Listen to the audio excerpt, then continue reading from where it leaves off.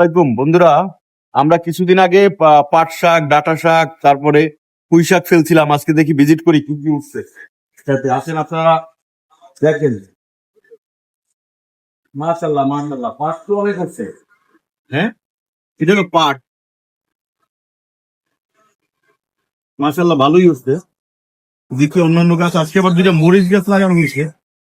দেখি একটা, এটা তো এটা তো উঠলো না, এটা মনে হয় উঠবে না।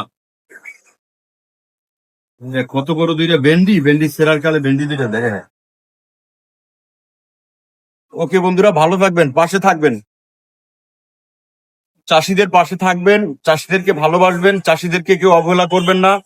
সবসময় চাষিদের প্রতি সহযোগিতার হাত বাড়িয়ে দিবেন। তাহলে কি হবে, এই যে বাংলার, আমরা তো কৃষি নির্ভর দেশ, আমাদের বাংলাদেশ হলো কৃষি নির্ভর দেশ। তো বাংলাদেশ সরকার কিন্তু কৃষকদের জন্য নানান রকম উদ্যোগ নিয়েছে অলরেডি।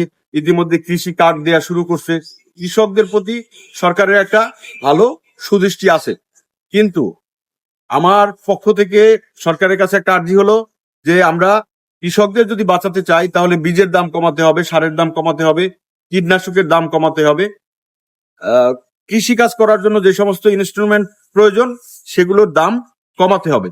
তাহলে বাংলার কৃষকরা চাষ করে লাভবান হবে। তো ভালো থাকবেন, পাশে থাকবেন। আসসালামু আলাইকুম।